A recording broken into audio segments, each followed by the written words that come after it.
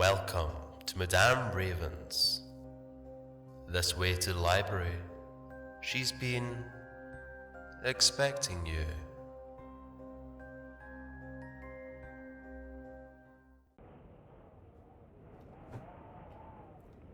Wendigo Nation, Clementine's Folly, by Bear 64. In a cavern, in a canyon, excavating for a mine, dwelt a miner, 49er, and his daughter, Clementine.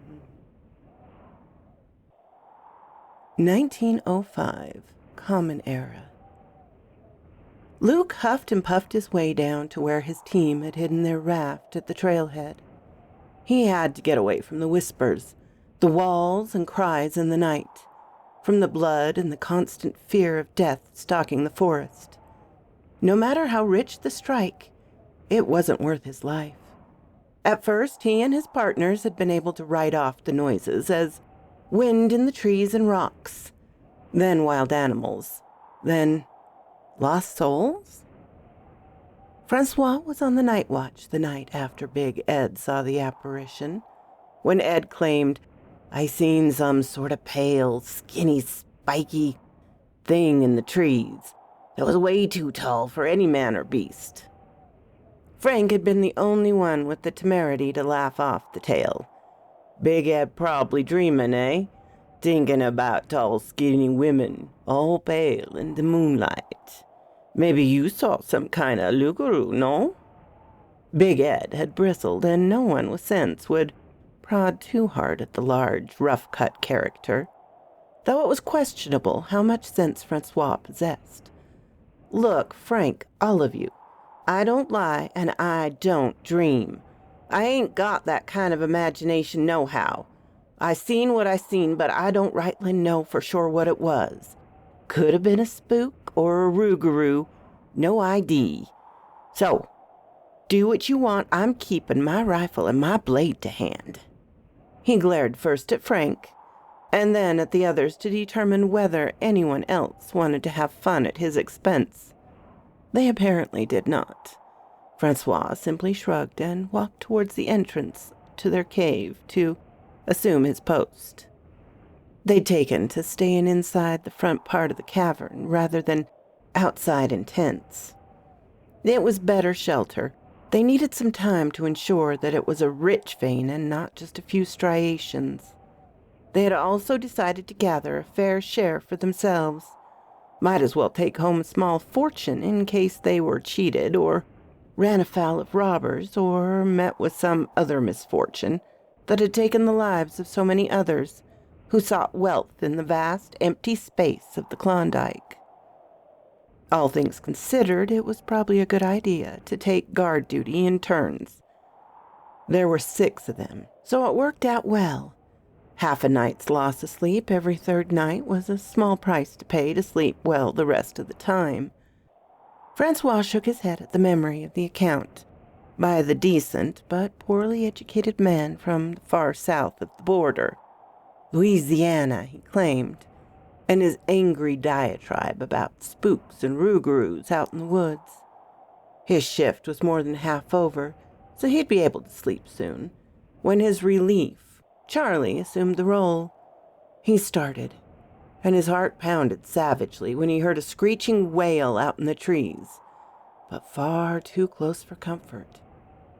Could have been an owl, but the tones were deep and harsh and contained elements of longing and hunger, the hint of bloodlust. They spoke of something fouler and more dreadful than anything in the natural world. A low hum started and rose in volume, a chant, disturbing and mesmerizing all at once.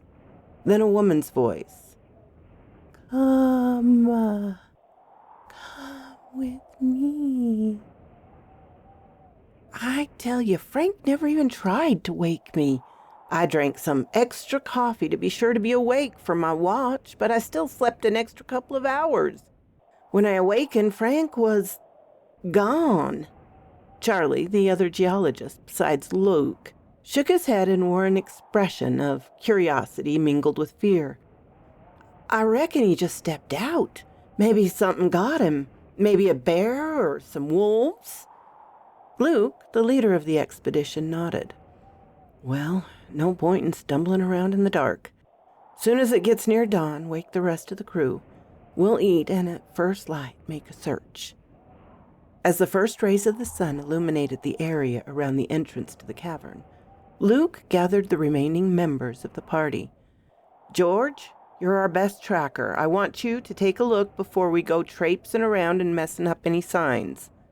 George, a compact, taciturn man, nodded and proceeded to study what signs were available in the hard surfaces in front of the cave mouth and the soft loam beneath the trees. Once out among the trees, he began to look in earnest. To either side of the trail, they had warned for themselves. Presently he returned and reported, "Not much. Ground's too hard, and the forest floor is soft, but mostly dry needles. A few scuffs on either side of the trail. Definitely more than just one person walked out of that way. There may be a trail that leads off towards the overlook we found above the cavern. Just a few prints in the needles. They ran deep, like someone or something carrying a heavy load." George, Luke, and Big Ed set out to look for their missing companions. Charlie and Bob remained behind to watch the camp and be ready in case Francois returned on his own. The trio of trackers ranged for a few miles before George called a halt. "Look, we've been on rocks for a while. Even full-blooded Injuns can't track over this stuff. Unless we find a sign someone dropped." He stopped and followed Ed's normally vacant gaze, now squinting in concentration on a small boulder. On it, folded neatly, were a bright red scarf and matching stocking cap. "Them was Frank's," Big Ed mumbled unnecessarily. They continued their search, but found no other clues.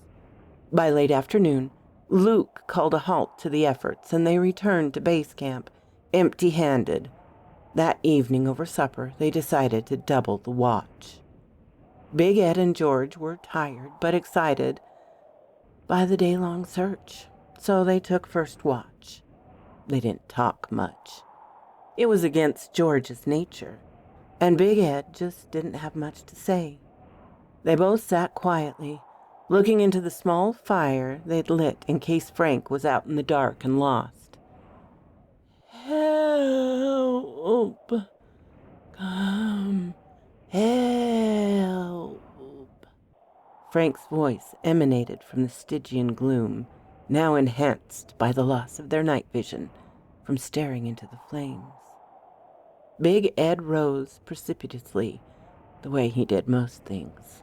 He grasped his twin knives in his hands and stared around blankly. George stayed down low and gripped his rifle. "You think that was Frank?"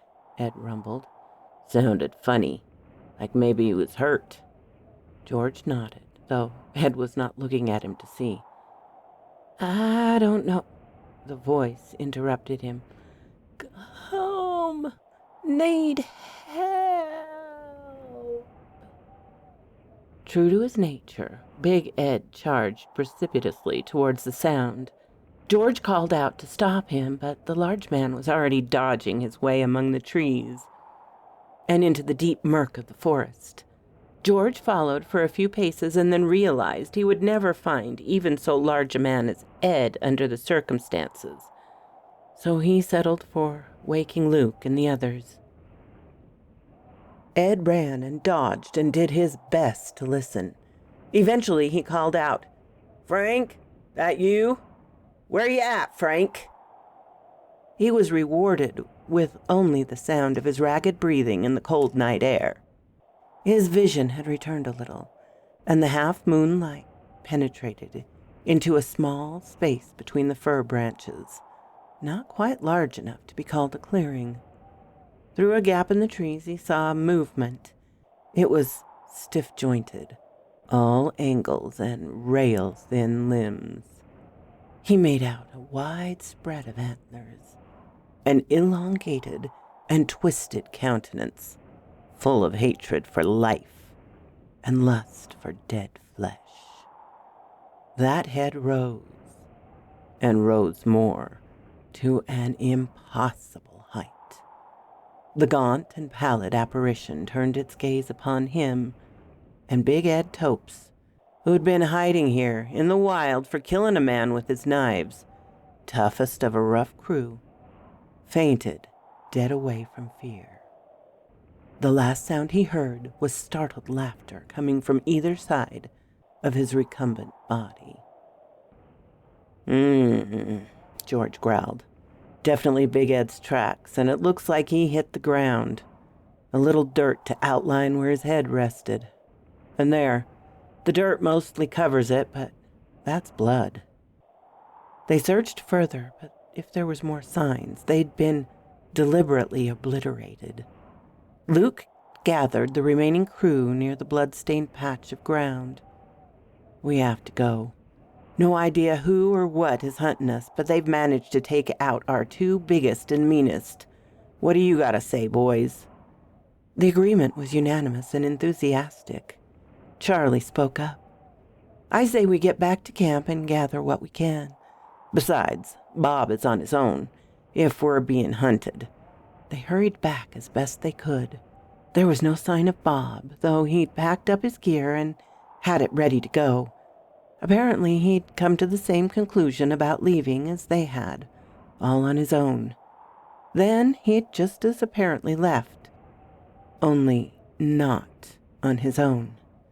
A smear of bright blood that ended in a crimson handprint on the wall near the entrance of the cavern spoke to his fate. They loaded mineral gear and maximum gold.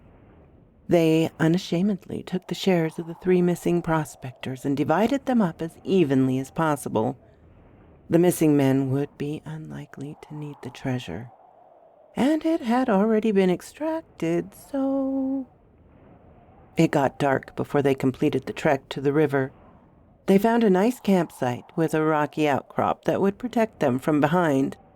Luke suggested that they take watch in twos with him on a long shift that would overlap the other 2 watches during the deep part of the night. The tired campers were soon snoozing, whether on watch or not.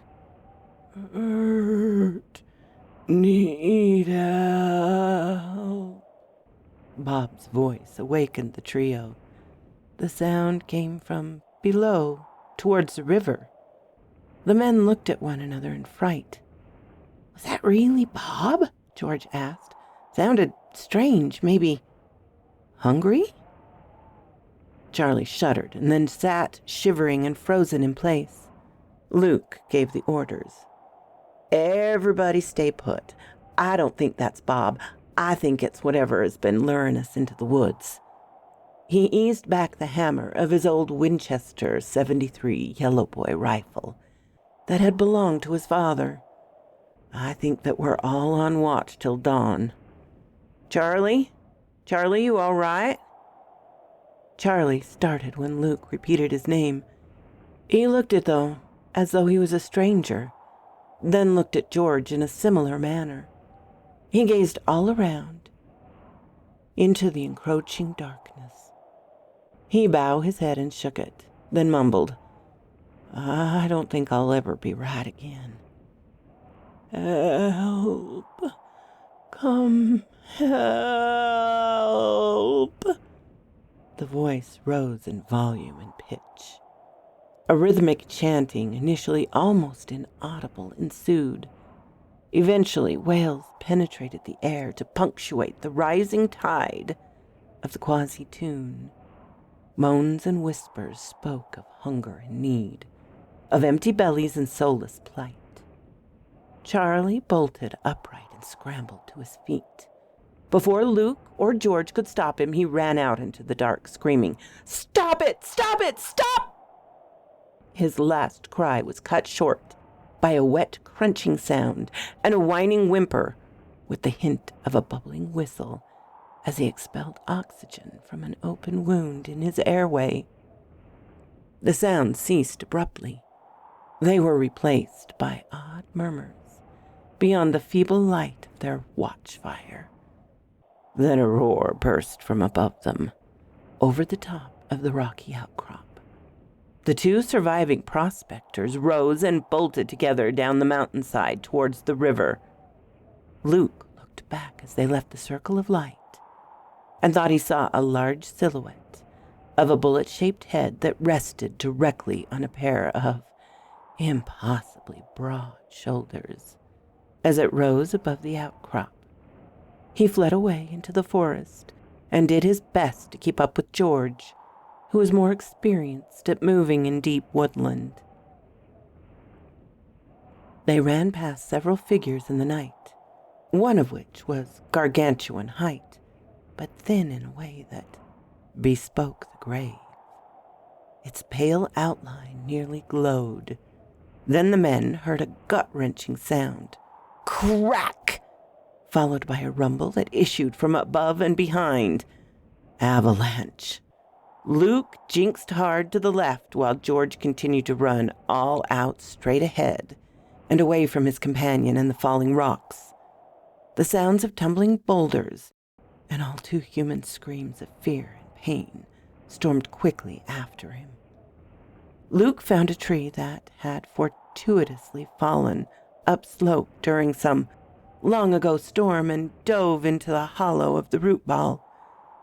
The rumble of the tumbling boulders and other detritus swept up in the rock slide, evolved into a roar, and he choked on dust and felt the sting of gravel as most of it pounded downslope on either side of his shelter. One large stone careened off the old tree trunk and sailed over his head and body to land just a few feet downslope. Once it all settled, the entire mess resolved into a field of boulders and rocks sprawled among the verdure of the lower slopes. He didn't look for George. Even a swift man could not outrun nature in the form of rolling stones. Some other entity, large and fierce, possibly prayerfully benevolent, had started the slide and interrupted the evil spirits that had set up downslope with their murderous plots. Luke decided right then that he'd be back. He still held the nuggets in his packs. Perhaps enough to start or buy into a mining company. He'd have to get back to Whitehorse to file his claim. A trek he would have to make on his own once he crossed the wide water of the Yukon River. 1908, Common Era.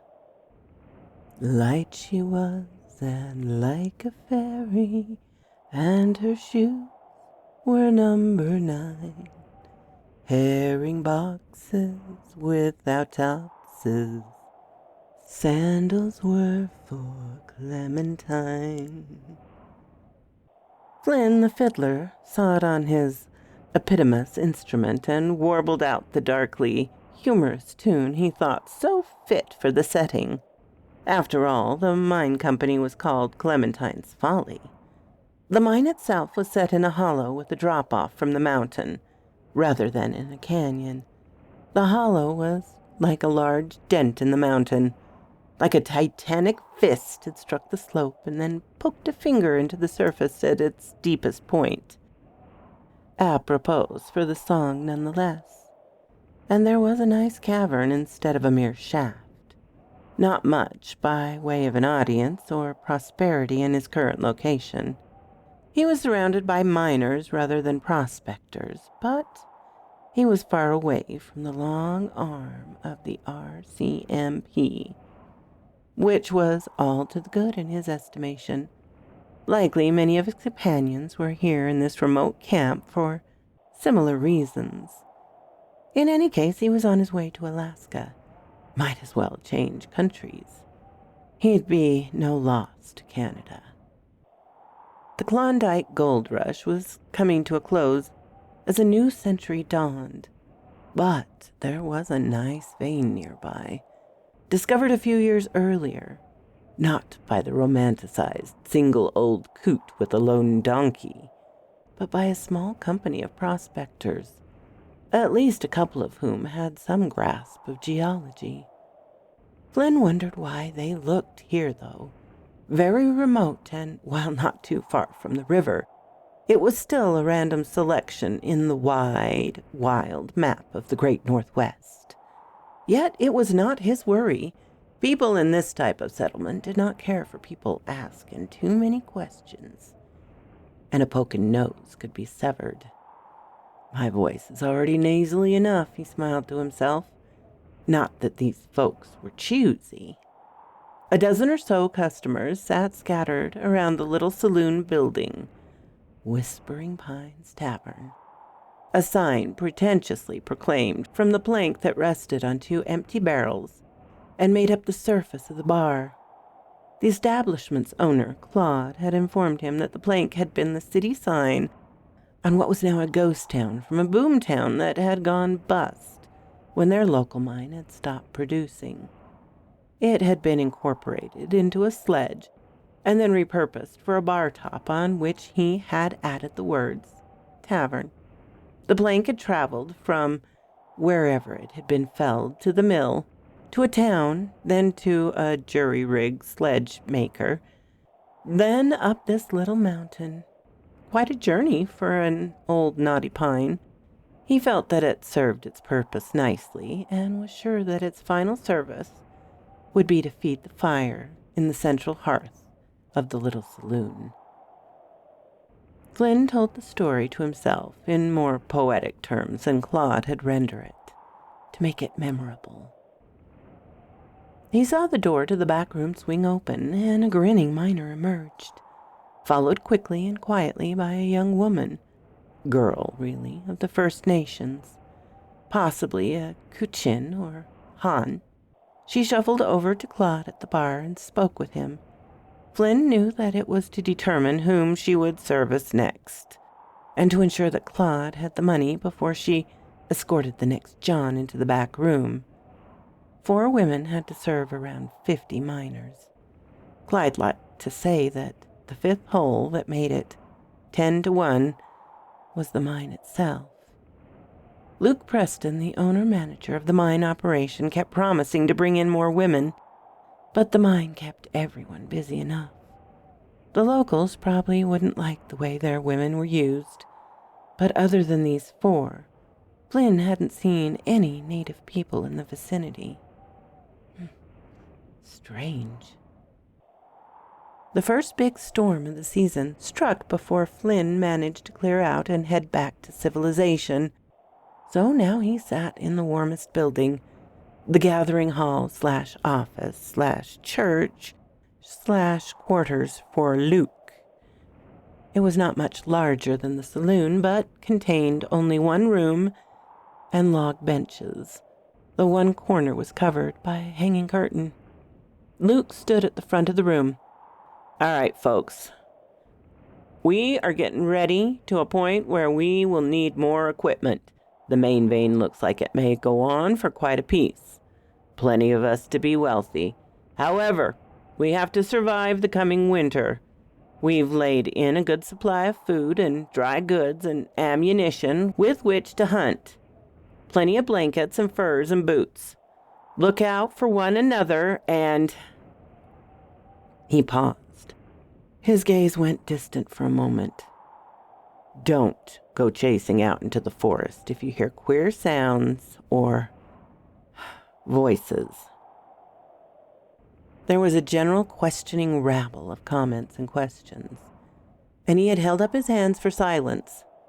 "The wind makes some crazy and odd noise. It can fool you like a mirage in a desert.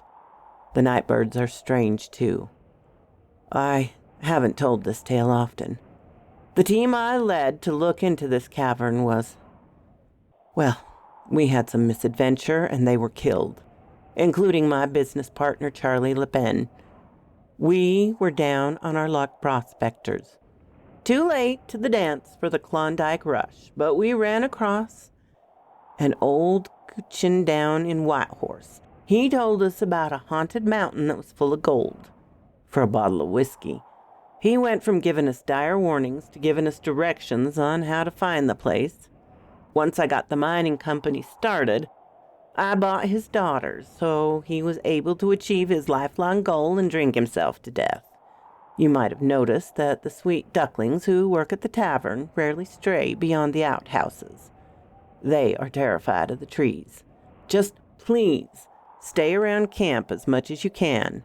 There are definitely bears, wolves, and mountain lions. That's enough to keep anyone in camp.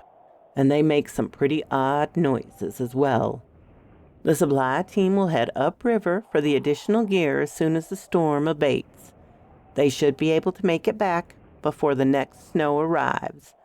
We'll be in our little camp and our cavern for a long winter that will end with us all bathing in wealth come spring. For those last few of you to arrive, the settlement and the corporation is called Clementine's Folly.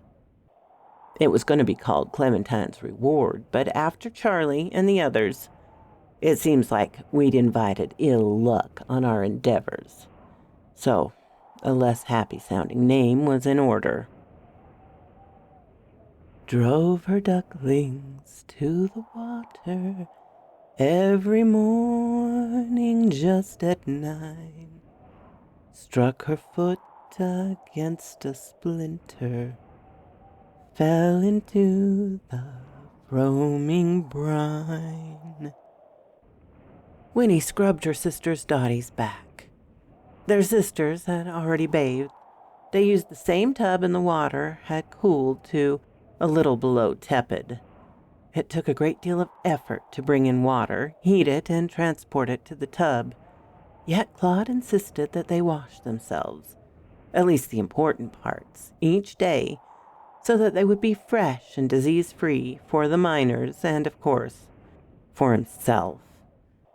The young women shared the work as they shared the burden of their primary trade.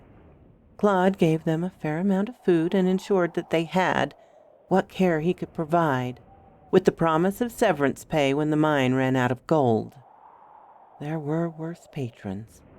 Their father had been one such. Before he'd fallen so far into the depths of alcoholism, he taught them about their people and customs and legends. They knew that the place in which they found themselves was cursed, haunted by an ancient and evil set of spirits. The Wendigo, who started life as human cannibals. They rarely ventured outdoors and never alone. Besides the supernatural fears, they were each concerned that they would be accosted by the miners.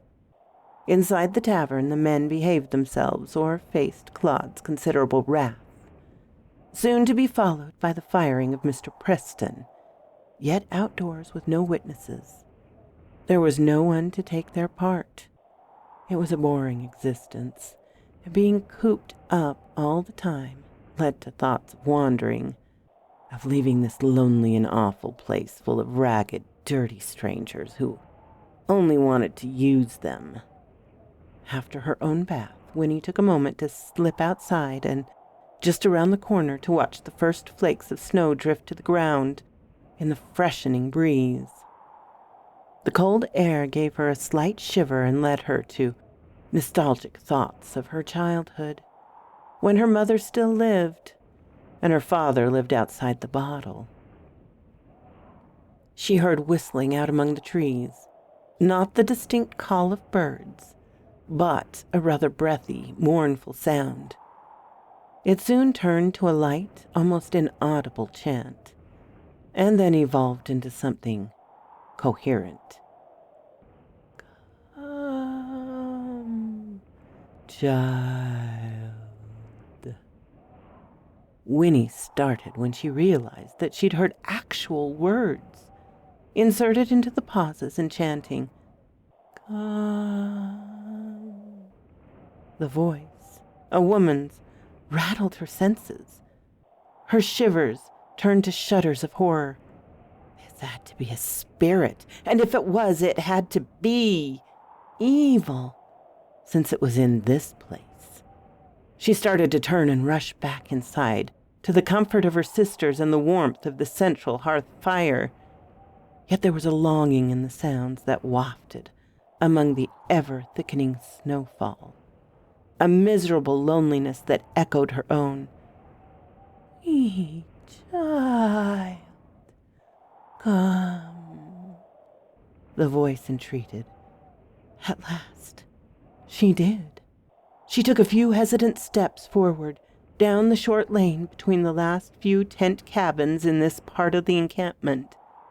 She would be fine here, among others, even though they were unseen and mostly unheard as they sheltered in their little dwellings. The wind increased. She knew that soon Dottie or one of her other sisters, Nana or Nika, would come out and call her back inside, back to the miseries and the dirty men. The voice had begun to sound like a much nicer option, a comforting presence that sounded so much like Mother. Yes, that was Mother calling. It had to be. No one else would care enough to come for her. Yes, sweet child, come. The voice penetrated the new whistles of wind that now accompanied the eerie, whispering trills that had first caught her attention. She was now past the last of the structures made by the outsiders. She was under the welcoming trees. She was inside the forest of fear that felt like home. Ruby lips above the water, blowing bubbles soft and fine. But alas, I was no swimmer, so I lost my Clementine. We've got to find her. She's outside in the snow. I looked in the outhouse. She ain't there. I saw some tracks headed out to the woods. The snow's getting bad. She'll get lost. Dottie entreated her sisters. Nana shook her head in annoyance. Winnie is always getting stupid notions. But even she ain't stupid enough to walk off into the trees when a storm is starting. She's probably with one of the miners. Maybe they offered her a nugget, or she took a shine to one, or they took a shine to her. Nika giggled. It's true. A few of them are decent enough, and not just bucking ponies in the sack. Even some wash themselves. Dottie assumed a worried expression. We gotta tell Claude. He'll help. He don't want nothing to happen to us, especially Winnie. She's his favorite. Nana's expression soured further. Now listen, fool girl. We don't want Claude to get upset. He's promised us that when the man plays out, he'll give us a cut and we can go on our way free and clear. Winnie is flighty, but she ain't stupid. We just have to work harder till the snow stops. She can make it up to us by taking on some of the rougher men tomorrow. Winnie had followed the voice until the camp disappeared from view behind her. And then she saw it. The towering presence, all spikes and antlers. The elongated features loomed towards her, and the mouth gaped open. A hideous wail issued from the depths of that orifice, as bony hands seized her from either side, and a filthy palm settled over her mouth. They lifted her as she thrashed and struggled to free herself, or at least break free long enough to scream for help. Yet the bony hands were many and strong. She lost track of time and sank into a miserable stupor. She felt warmth and her head cleared enough to take in her surroundings. Faces surrounded her, both male and female. A few wore disturbing grins, full of filed fangs that bespoke foul appetites. They stank, and many of the eyes rolled in madness. Eventually, a male, taller than the rest, approached and yelled at them. His language was clearly related to her own as well as English and French, though he spoke in a nearly unintelligible manner. He loomed above her and pounded his chest. Nok cha! That was her introduction to her new mate. the leader of this faction of the tribe, with a name none of her people would willingly speak. Wendigo. "Where's your sister at? Where's Winnie?" Claude menaced Dottie, upset with the silence from her sisters and her.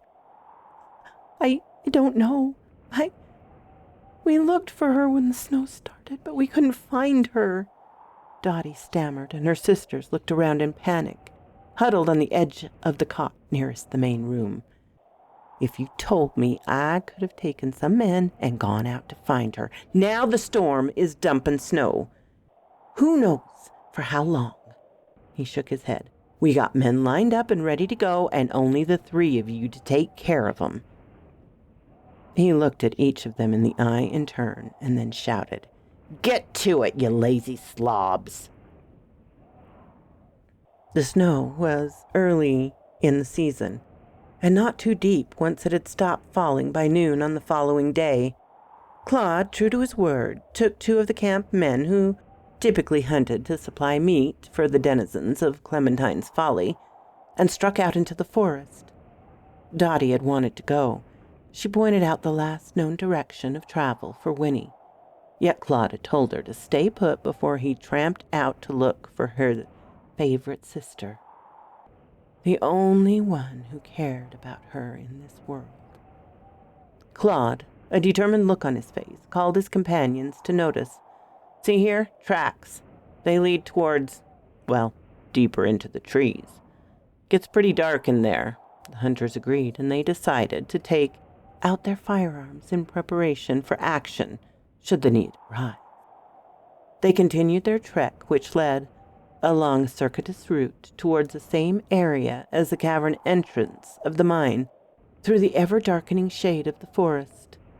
None of them commented that the snow had fallen after the girl had left camp and would have covered her tracks. Presently, Pedrero, a large man who favored a bright voyageur's cap, grunted, "Something out there, eh?" He stared ahead and used a flick of his chin to indicate the direction of the something. His partner, Thibodeau, shortly added, "Antlers?" What kinda?" He got off when he saw what lay beneath the antlers. The long, distorted face that rose well above the ground, and the bony, spiky body that worked in ways that were wrong. Merda. Claude registered the apparition as well. He was much less familiar with the wild places than the hunters, so it took longer to comprehend it as a threat. To the right, a long, loud, mournful wail, full of pain and bloodlust, erupted and attracted their attention. It was followed by a breathy plea. "Help! Come! Help!" "That was Winnie," Claude exclaimed, and took several steps towards the calling voice. Pedrero and Thibodeau called out as one, "Stop!" And Pedrero added, "It's not her!" Claude continued to look towards the point from which the voice had initiated. "I don't see—" He was interrupted by the female voice once more. "Help! Need help now!" He charged forth into the heavy foliage and called, "Winnie, I'm coming, girl." Pedrero chanced to look at where he and his partner had observed the strange being. It was no longer present. He nudged his partner. "Come on, let's catch the fool." Claude rushed forward and continued to call. He caught a glimpse of a pale figure to one side of his path and paused. "Winnie, that you?" He felt the hard impact on the back of his skull, and then secondary impact from where he landed on the snow-covered ground. Afterwards, he felt nothing more. Thibodeau called to his friend. "Board, not so fast. We need to stop and listen." Pedrero complied. They stopped and strained to hear whatever they could. They had strayed near a rocky outcrop. "I think we're near the cavern," Thibodeau added unnecessarily. At least if we followed the rock wall. He froze, and from behind them came the call of their former companion, Claude. Help! Come help! Hurrah! Hurta! The voice trailed off, as if it had run out of breath. That voice, so full of distress and hunger, of need. Thibodeau began to walk towards the voice. Claude, you come to us, eh? You hear me? A moaning wail echoed from the rock face, and then a disquieting silence set around the men. After a moment, a low chanting began, just on the edge of hearing, rhythmic, filled with the enticing female voices. Pedrero cleared his throat and looked in the direction of the cavern. I think we should go to the mine. Luke will be there and we can get more men, huh? He turned his head back to see his friend disappear into the trees along the trail they'd followed. Dibby, where you going? He called fruitlessly. The man kept walking, as though in a trance. He looked down and shook his head in frustration. Come back! His call was interrupted by a choking noise from up ahead. A squeaking exhale as if Thibodeau's throat was constricted. A sharp, bloodied point erupted from the back of the man's neck, accompanied by a small spray of blood. Pedrero stepped forward. He raised his rifle as he did so, yet he stopped abruptly. There was nothing he could do for his friend, he reasoned. So he turned and raced towards the mine, only to feel an intense pain as a sharp object entered his guts and began to twist and wrench. He grunted and vomited blood onto the rocks near his feet. A pale, spiky being stood before him. It lowered the butt of the spear it had plunged into him so that his blood trickled back along the shaft, then bent forward and licked the hot crimson liquid from the wood. The face smiled up at him. The teeth filed into a maw full of fangs, now tinged with his lifeblood. He felt the rifle slide from his weakened grip and sensed the ground rushing towards him. It took him a long time to die, but he was never able to scream. Then the miner 49er soon began to peak and pine. Thought he ought to join his daughter. Now he's with his Clementine. Winnie looked up hopefully when the hunters returned. It was cold and she was hungry, as were all of those who awaited the meat bringers. Yet she recoiled in disgust when she saw what they carried into the camp that was set just inside a cave and concealed by hides and brush. The rest of the tribe enthusiastically greeted the food and those who bore it. She recognized the corpses of the 2 mining camp hunters as a large part of the coming feast, and her heart lurched. It sank when she saw Pedrero's features twisted in agony and set for all time. Then she saw Claude, his skull shattered and his face froze in surprise. She turned away and heaved as her gorge rose. Instead of sympathy, she noted curled lips of contempt and resentment. Who was this girl to vomit at the sight of our favorite food? Their expressions read. As she recovered and looked up in fear, the fist of her new mate slammed into her cheek and knocked her to the ground. Once she recovered, a pair of the older women gathered her and forced her to help with removing the clothing and gear from the cadavers, and then butchering and cooking the men. By the time the meal was served, enough of her mind had shattered to allow her to eat. Dottie waited anxiously for Claude and the hunters to return, but the end of the next miner's shift came, and they still had not appeared. And of course Winnie was long gone. Nana shook her by the shoulder Get up and get ready, girl. The men will be here soon. You and Naka will have to take care of them. Claude is still gone, so I'll work the bar. Dottie looked around, barely conscious of the men who crowded into the saloon. There were a few rumbles when they noted Claude was absent, and a few more when Nana informed them that he was out with a pair of hunters to look for Winnie. The gossip and discussion that followed ensured that Dottie and Naka had a slow night. At least until Roberts and one of the other hunters pushed Nana up against the wall behind the bar and shook her. "Where are Bedrero and Thibodeau? You say they left with Claude to look for your sister. Tell me all that you know." Billings, the last of the quartet that supplied fresh game to the camp, watched to ensure that no one in the group of off-duty miners wanted to interfere with Roberts and his prey.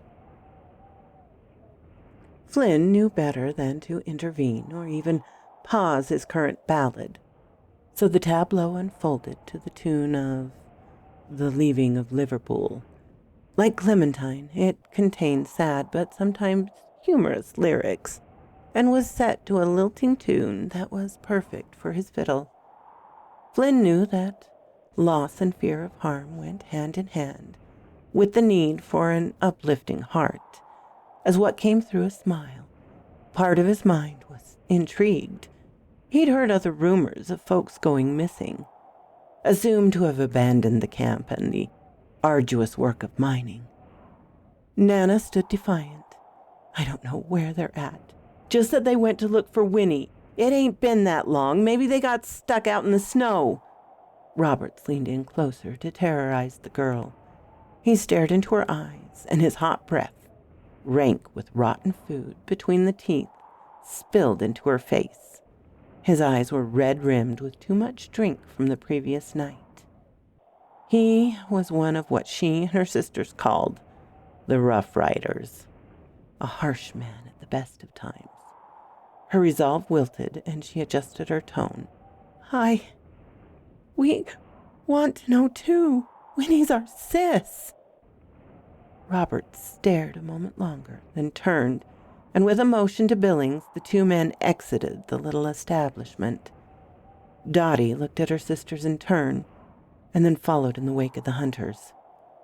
She stayed far enough behind them that she would draw no notice as they trudged towards the structure that served as Luke Preston's headquarters and home. They entered unceremoniously, and she caught up to them. She remained outside the door and was rewarded by voices from within. Apparently Luke was in the main room and stirring. "What do you want, Roberts? Billings?" "We want a few men of us to help look for Bordeaux and Thibodeau. They went out with Claude to find one of his whores that absconded into the falling snow." Roberts, an educated man, fallen from grace through his own foul nature, demanded. "What do you mean? Tell me what happened." Robert sighed in frustration. "Yesterday, Claude came by and asked if a couple of us would mind helping him find one of his girls who'd gone missing. Now, none of 'em have returned, and it's past time we go look for 'em. We want to leave at first light." Dottie couldn't see it, but Luke blanched. "So they left the camp after dark?" Robert shook his head. "Nah, about noon, when the snow stopped. So they've been gone since yesterday at noon, and now the whole day is wasted. The stupid whores didn't bother to say anything until a short time passed." Luke nodded. "Very well. Take 4 with you, but I must caution you." He stood to his considerable height and glowered at Roberts, as the unpleasant man had done over Nana. "You must stay together. No matter what you see, no matter what you hear. It is imperative that you remain in a group." Dottie fled back to the Whispering Pines Tavern. Once she'd eavesdropped on the plans, she would follow the group of hunters into the forest. She had to find her sister. It would be scary, but the men would be nearby and carrying weapons. It was a foolish plan, but it was all she had.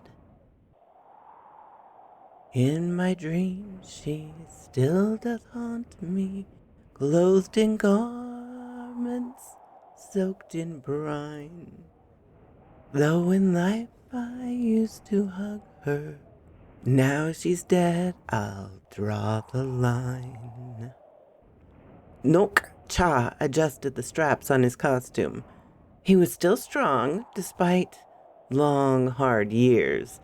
Yet lately, each time he hefted the construct onto his shoulders, it felt heavier. He pulled at each control to be sure that the puppet would work and would be suitably terrifying to the outsiders, the prey folk. The hunters stood around checking their weapons for any flaws that may have missed and ensured that each edge was sharp, each bludgeon firmly affixed to its handle. He was proud of the current crop of warriors. They were not intimidated by the large number of outsiders and understood that the extra food would be helpful with the coming winter. Despite the readily available food source, they would have to create panic in the settlement to get the outsiders to leave. This group was too large to handle for too long and had taken over the prime winter camp space for the tribe. The meat would keep with the coming cold. His new mate was coming along nicely. She had not been overly frightened when he'd used her. She was young, and he hoped to get some living children inside her soon. The tribe needed some fresh blood in its lineage.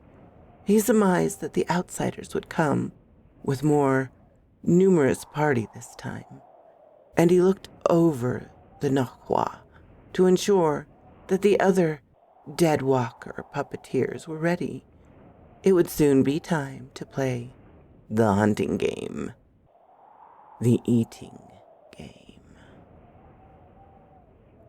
Let's face it, the whole bunch is likely dead or abandoned, Billings pronounced, as he and Roberts awaited the rest of their party. Our huntsman companions are competing enough, but there's something stalking these woods. This entire area, he shuddered. Billings nodded. I know. We've all felt it, heard the noises, the whispers, and calls. Certainly not animals. Not even birds make such noise. Almost make one believe the tales of the locals about this being a haunted place. Well, almost. They may have succumbed to misadventure or been forced to flee deeper into the wilderness. Perhaps they took the girl and fled the area altogether. Though that just doesn't feel right. Neither of them were a coward, especially Bordeaux. He cut off as the other 4 members of their party arrived, accompanied by a 5th following shortly behind. Where do you think you're going? He asked the 5th person. Flynn shrugged. I heard about the search party. Thought I could help. In addition to being an extraordinary musical talent, I'm a fair tracker and hunter, as I often have to feed myself as I travel between settlements. Besides, everyone is stirred up and no longer paying tips for my tunes. Might as well do something useful until the snow clears and I can get back down the mountain. I should have gone with the supply group, but he shrugged in the manner of a man who had let another opportunity pass and was accustomed to the feeling of failure. Roberts glanced at Billings, who shrugged. More hands won't hurt. Roberts nodded and looked at each of the men in turn. I know you lot are volunteers, but I must caution you. Billings and I are in charge of this party. Treat what we say as word and law. That's the best way to succeed. I see that each of you is armed, except for you. He looked at Flynn. Did you bring your bow and rosin bag in case of a fight? The other men chuckled, and Flynn grinned as he moved aside his heavy coat to reveal a large-framed .44 caliber revolver and the handle of a large knife mounted on his belt. Someone has to be ready for the close-up work, he said, as he refastened the garment. Roberts made a sour face and led the men into the forest, following the last known trail of the search party and the missing girl. Behind the last man, a slender figure in furs flitted from tree to tree and followed their trail as her father had taught her before he fell into malaise and strong drink. Nokcha placed himself so that the leader of the band of outsiders would see him. He was prepared to quickly dart into cover, while others distracted the prey folk. They would lead them to where they had ambushed the other group, and along the way attempt to draw away a few of the searchers, one at a time, to make it easier to handle them and better to sow fear among the rest of the party. The young hunters were to be hidden and prepared to begin their whistles, while the full-fledged adult hunters prepared to chant and to add to the enticing noises. He and the Nokwa would give voice to the calls of the lost. The hunting game was familiar to each of his party. They would feast for a month without having to hunt other game. When the dark-hued man who walked out in front of the prey folk reached the right place, he started the game. He called out in a voice that was fair mimic of one of the previous trio of searchers. "Help! Hurt!" Billings, out in front of the rest of the party, heard a low, plaintive call from directly ahead. It sounded a little like Claude. He was unsure, so rather than alerting Roberts and the others, he increased his pace so that he could determine what it was.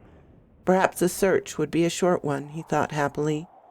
The voice sounded again, more to his left. He adjusted his direction and again picked up the pace. It sounded like Claude, but in distress, perhaps injured. Off to his right, along the original line of travel, he glimpsed a tall figure through the limbs of the trees, pale, spiky. He paused for a moment, and the javelin took him in the throat. A hard object struck him in the side of the head. Within seconds, there was nothing left but a spray of blood that was brushed by evergreen needles to leave a reddish-brown smear in the fallen snow. "Bill, slow your pace. I've lost sight," Robert calls out to his favorite of the trio of hunters he managed. There was no answer, just a breeze that accompanied the low clouds above, the clouds that presaged more snow to come. Roberts halted the party. A couple of the men started to ask what happened, but he silenced them. "Listen!" Except for the sighing of the breeze through the trees, there was absolute silence. Nokcha grinned in satisfaction. The hunters had done well in taking one of the leaders of the party. Now the other would be indecisive, worried for his friend, distracted. He ensured that the hunters had moved away from the area quickly and quietly as possible. This was a time for the outsiders to face silence, so that when the sounds of the hunters and Nohua began again, the party would divide and be lured to their individual dooms. So it went throughout the day. Their next victim paused to relieve himself while the rest of the party advanced. They baited two more into wandering into the woods. The tall one with bright red hair had tried to stop the second one from leaving, but failed. That one had alerted the lead outsider when he fired the big pistol into the trees, and then they'd come into the trees as a group.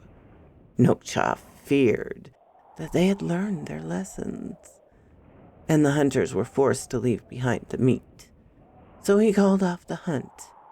It was time to spread terror in the main camp, where the diggers removed the pretty yellow rocks from the cavern, the place where his tribe wanted to spend at least part of the winter months. Besides, he wanted to pause long enough to take a look at the new prize, the one who had followed the party of outsiders, who looked something like his new mate. Perhaps he would give her to his best Nokwa.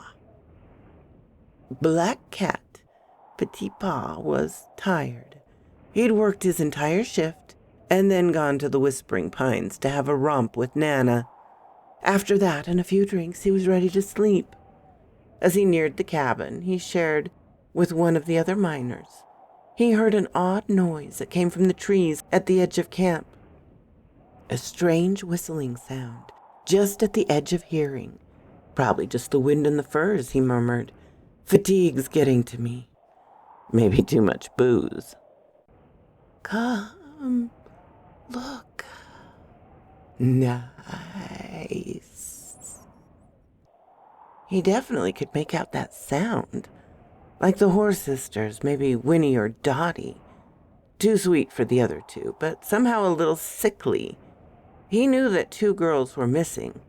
The entire camp knew by now. Maybe they were lurking out in the woods. Maybe hurt. Maybe just in need of a break from all the miners. He tried to be kind to them. Maybe he should go see. He sighed wearily and trudged towards the sound of the voice. After losing the 3rd volunteer, Roberts turned the party back towards Clementine's Folly. They'd lost Billings and 3 others and were now down to 3 of 7.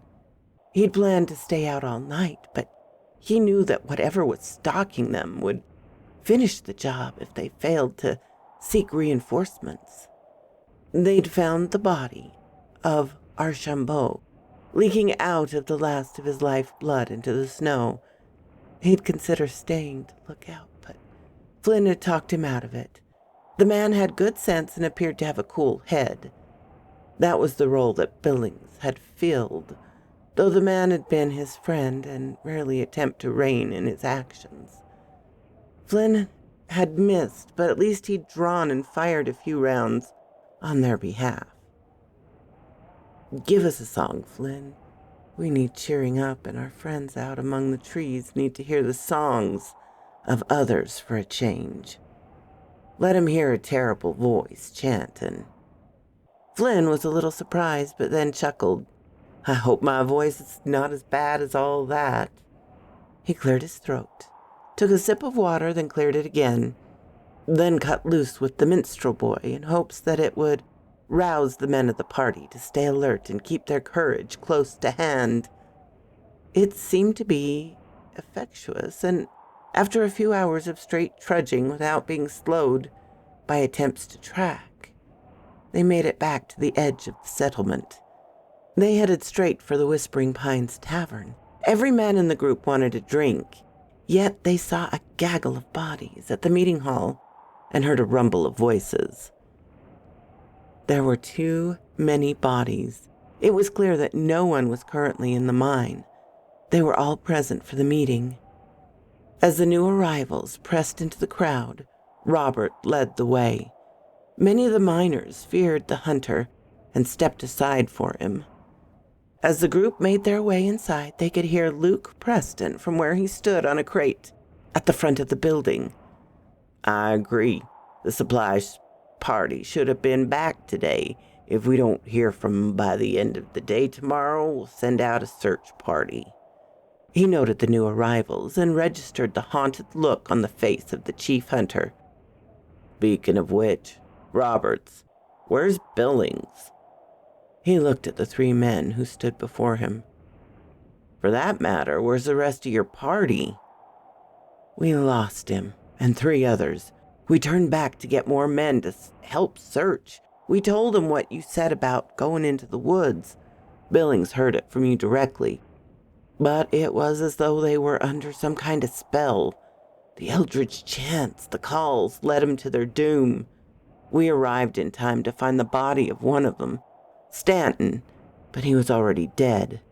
Billings and the other men simply vanished. There was a great deal of discussion. It seems that Dottie and 3 miners from the camp were missing. There were signs that 2 of the miners who'd shared a tent had met violent ends, though no one had observed the attack. In the end, Luke decided to send out a dozen searchers to find the supply team. He set watches but determined that work in the mine would continue while they resolved the threat. How I miss her, how I miss her, how I miss my Clementine. Then I kissed her little sister, I forgot my Clementine. Luke continued to rotate the miners through their shifts. Since it was best to keep them busy, he took turns digging and shifting as well. He preferred that to standing watch.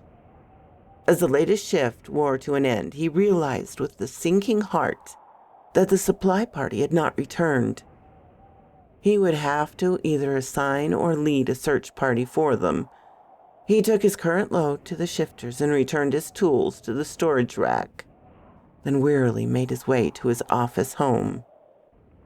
Roberts was there awaiting him, along with a group of 8 men, most of them hard-looking. I've already rounded up volunteers, short of a dozen, but none of them weak. It means a few more to stay and work the mine, but it seems with everyone else on the verge of panic, not much will get done in any case. I think Flynn may also join us, though he will likely leave the party at the river. We'll go on to the landing and wait for 3 days. If they don't show, they never will, and we'll have to pack out of here during the next clear weather. We'll leave as soon as it starts to get light. Definitely more snow on the way, no need for ceremony. Just brought the men by so you'd have an accounting of who was left at camp. Luke nodded tiredly and walked over to his desk to make notes in the personal log. When they were done, he looked up and met the eyes of each of the men. Whatever you do, stay with the party. No matter whom you may hear calling you, it's more likely a lure to meet your death than a lost comrade. I wish you all safe journey and pray for your swift return. Dottie couldn't believe she'd at last found Winnie. They were not allowed a sweet reunion, but at least she knew that her sister was alive. Well, at least breathing. Life would require more than this most basic existence. The brutish member of the Wendigo tribe, constantly abusive or too stupid to converse or consider the needs of others. Perhaps over time they'd let the sisters speak and regain their once fraternal friendship. She said to herself, Winnie has looked more better. She don't look right. Her eyes are glassy and a little crazed, maybe. Over the next few days, she grew to understand the terrors that led to the look in her sister's eye, and she began to share that look. Flynn had indeed joined the search party that followed the larger sled trail, in hopes they would encounter the returning equipment supply party. He determined to leave the camp far behind him once they reached the river, and head for Whitehorse, and perhaps a better venue in which to winter. For now he trudged along and glanced in concern at the glowering clouds that threatened more snow. Much more. The rest of the time he attempted to remain alert. He knew that something horrible lurked in this forest, this land of fear.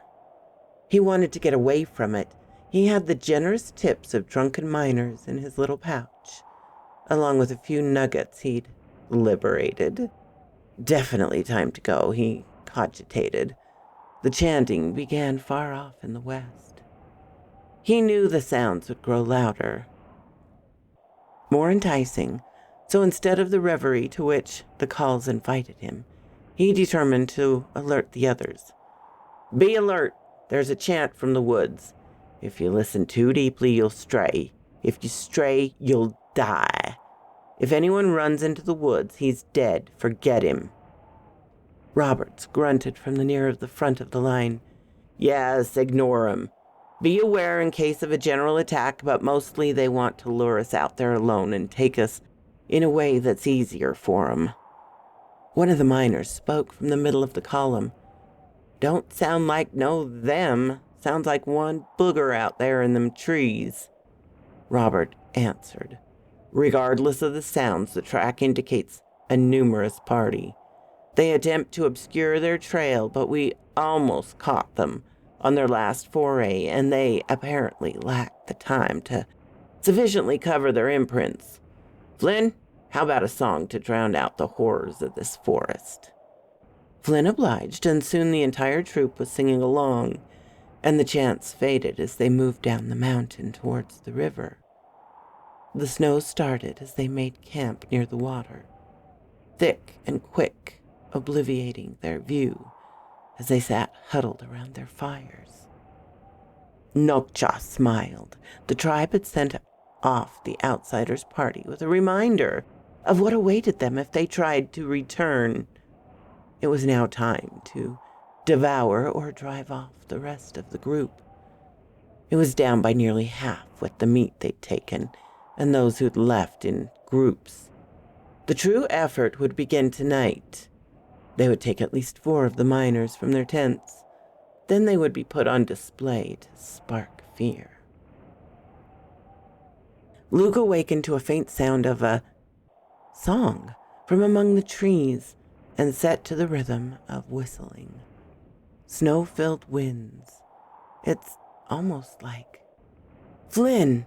He rose and quickly donned his warm clothing and boots, then picked up his Winchester on the way out of his dwelling. As he left the building, he encountered a party of about a dozen who were headed towards him. There was a shift working in the mine, but there should have been a few more in this party. All of the men carried some kind of weapon, and many of them held a firearm of some kind. It was suicide to travel these remote lands without strong protection. Come to us. The voices moaned from within the forest, clearly more than one this time. Every head swiveled towards the eerie, quavering sounds. "Stop!" Luke called to them. "Every one of you come inside. No matter what you hear, come inside." Yet one of the men towards the back of the group called out, "That sounds like Flynn. Maybe he's caught out in the storm and needs help." As he spoke, he took a few steps away from the rest.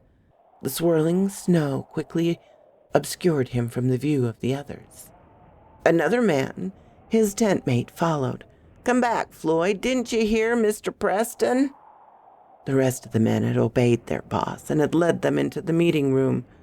Floyd was able to let out a quick shriek before he'd joined the other 4 who had been spirited away that night.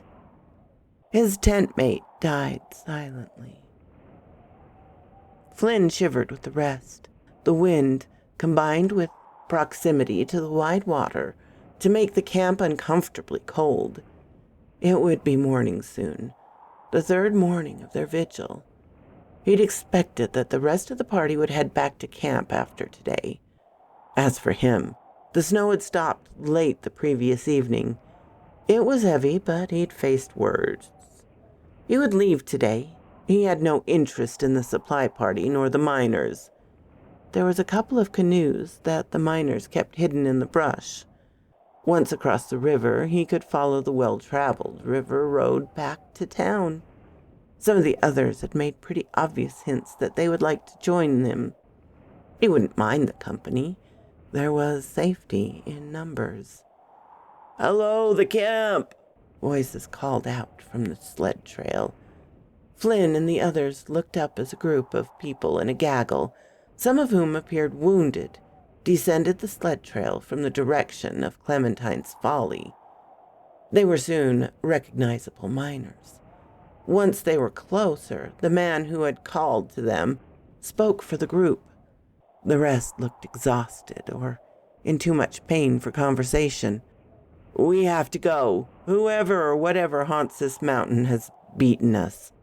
We're carrying as much of the cash as we could. We'll split it with your men, but we have to leave this place." Roberts looked over the group, which included Nana, who sported a large bruise on her left cheek and dried blood around her mouth. "Come on to the fire. We'll gather some more wood, and you can tell us why you have apparently mutinied. Before that, Luke, Mr. Preston, did you kill him and the others?" The man shook his head. "Of course not. We all liked the man. The deal he gave us to help him mine was uncommonly generous. It's just, well, we can't spend it if we're dead. Later, around the fire, the spokesman, Castor, took up the tale. We'd stayed in the meeting house until the next morning. Then we searched the camp. None of the miners had returned, but we found the girls at the tavern, the two who were left. Anyway, Luke rounded up the entire bunch and herded us to the mine. The shift members were still there. We all gathered around and took account of what we had by way of supplies. We carried all that we could to the mine. Mr. Preston let us in, setting up a little fort at the front of the cavern. We set up watches. Everything went fine for a while. Then the chanting started again. This time it echoed throughout the cavern, like some sort of tortured spirits. The girls curled up together and cried in fear. Some of the men may have well joined them. He had sunken further into the memories as he spoke. Then he looked up. The sounds were no longer coming from the forest. They were all around us. We knew he had to make a break. The mine was the source of the haunting.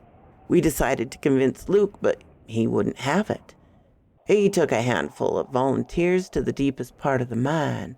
While they were gone, the rest of us broke into the ore stores, shouldered our supplies, and left. He shuddered. They came back up to the entrance, and we had a fight. I don't think any of them was hurt too badly. He looked away as a rumble like distant thunder sounded up from the mountain, and all heads swiveled to investigate.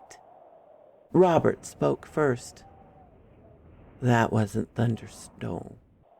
We all know that sound. It was a deliberate blast from TNT. Oh, my darling, oh, my darling, oh, my darling Clementine, thou art lost and gone forever, dreadful sorry Clementine. Luke and his last 4 miners had gone deep into the mine. He needed to work to allow himself to think. His enterprise was crumbling. Just when they'd begun serious efforts to extract from the motherlode vein, it was admittedly nerve-wracking to listen to odd voices, but he was convinced that it was just wind moaning through the mines, from some hidden breach or perhaps an underground stream. He knew that horror resided outside, in the forest. Of that he had no doubts, yet the cavern had always been safe.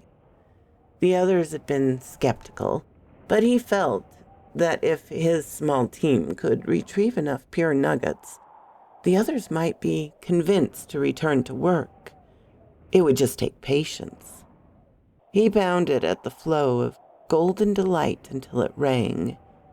He noted an odd echo, a pounding sound from the other side, as though there was a mirror Luke hammering on the other side of the vein, behind the wall.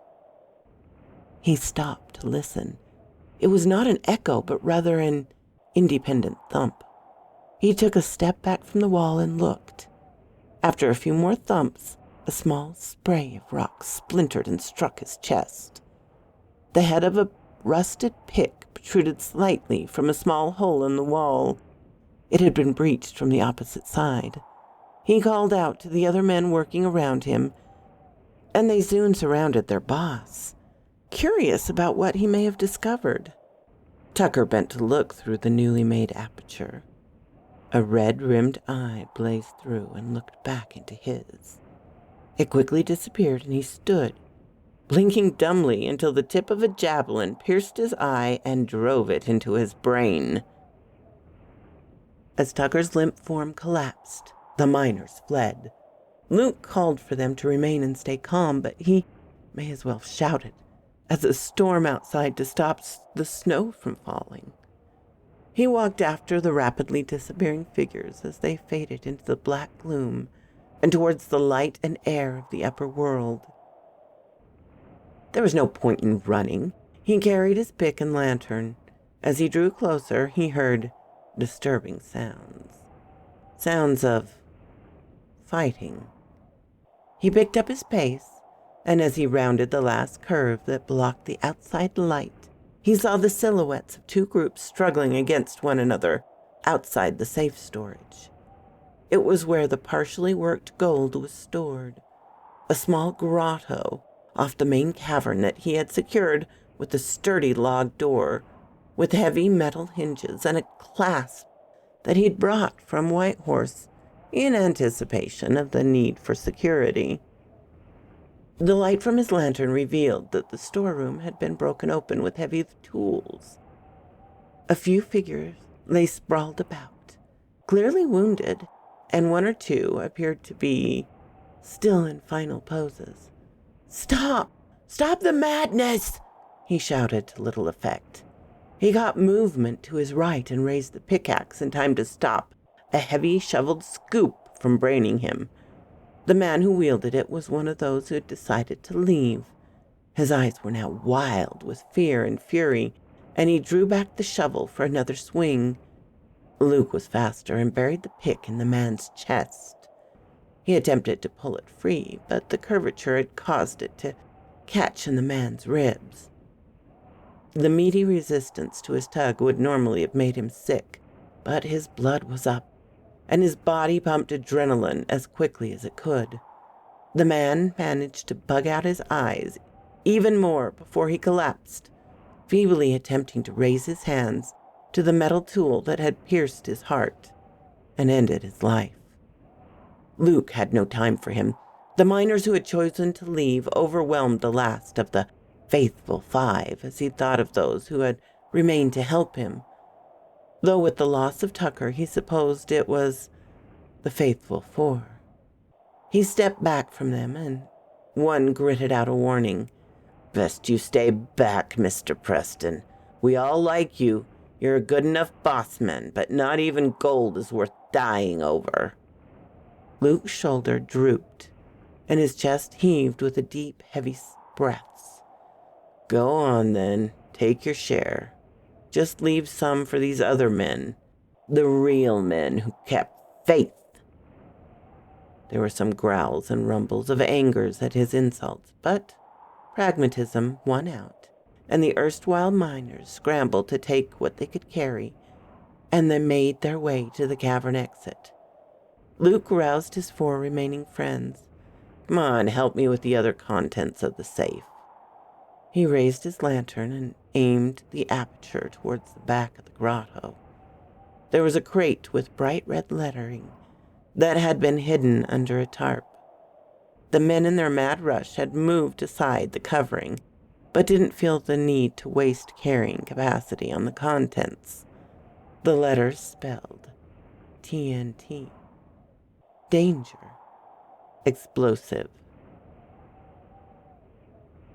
Luke heard the rapid, crumbling back wall as the cannibals dug through like rapid moles. He and his small gang set the charges where he'd directed and where he knew it would be most effective. He sent the others back to the front of the cavern and then fed out the wires as he shuffled back and the tunnel in their wake. He set the wires and raised the plunger. Nok Cha pushed aside the men he'd ordered to dig through the back of the mine. They'd been digging since shortly after the strangers set up their encampment, and now the little cave his people occupied and the larger cavern that was their normal winter campsite were joined. He bent and stepped through the opening triumphant, to lead his people to the feast and to drive away of the last of the outsiders. There was no one living to greet him, just a thick vein of yellow ore that spread up the wall of the cavern, and now the cold carcass of Tucker. He grinned wickedly through his filed teeth and turned to call his warrior hunters. A loud, deep boom sounded, followed by the thunderous noise of the cavern as it collapsed. Luke and the others met in the gathering hall. They determined to set out the next day and get down the mountain as quickly as possible. Once they were packed and ready and had begun to settle for the evening, he had time to feel the shock of what he'd done. He'd killed a man and destroyed his dream, and along with it, the dreams of all those who had come to this forlorn camp to work the rich mine with its easily obtained treasure. It was the dream of every prospector and miner, the pathway to the means that would fuel whatever he chose to do with the rest of his life. His pack now held just slightly more ore than it had when he had fled the first disaster. His final thoughts before drifting into a fitful doze, rife with nightmarish images from his subconscious, were of failure and folly. Clementine's folly.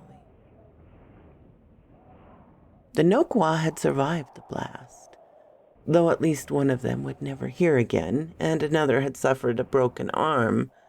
The one who was left relatively unscathed assumed the role of Nokcha.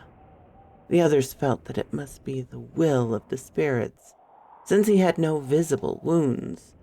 Many of the tribe had been pushed outside while the warriors had dug through the last bits of wall to reach the meat folk.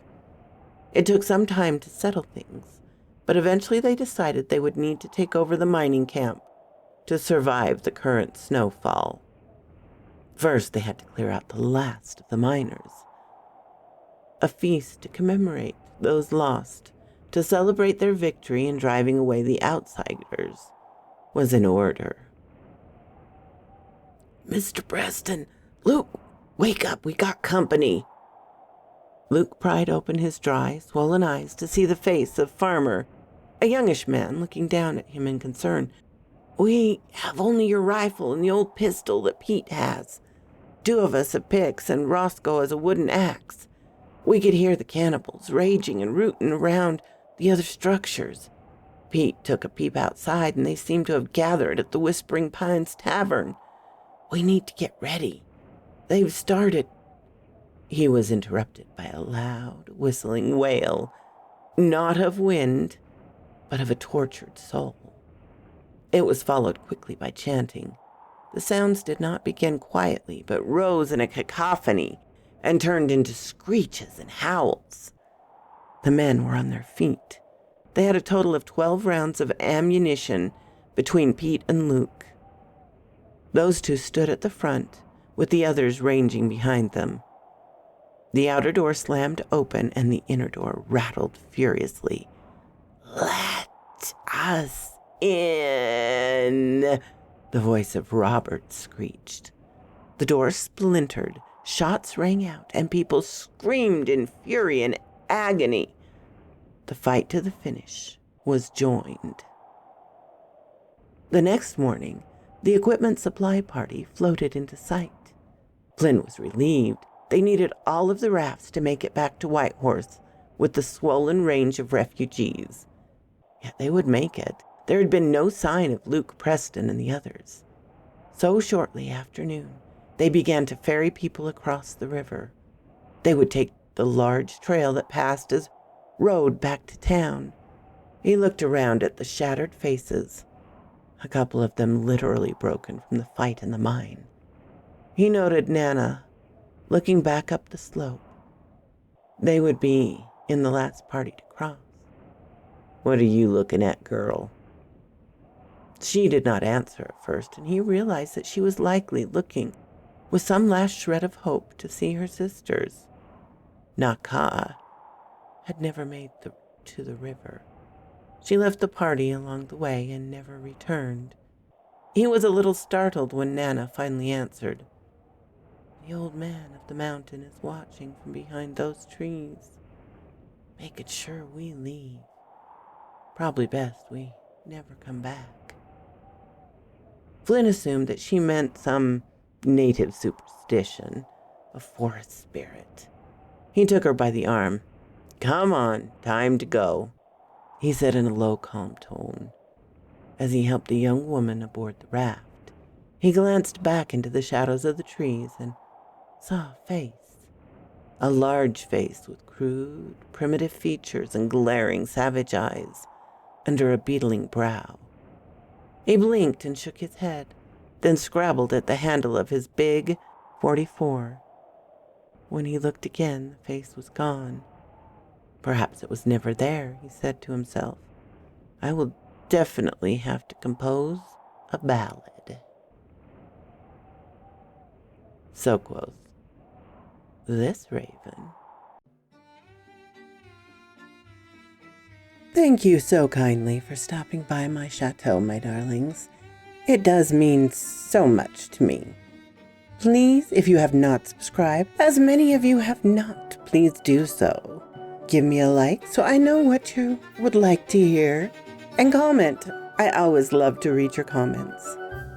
And special thanks to my Patreon and membership supporters. Ciao, darlings.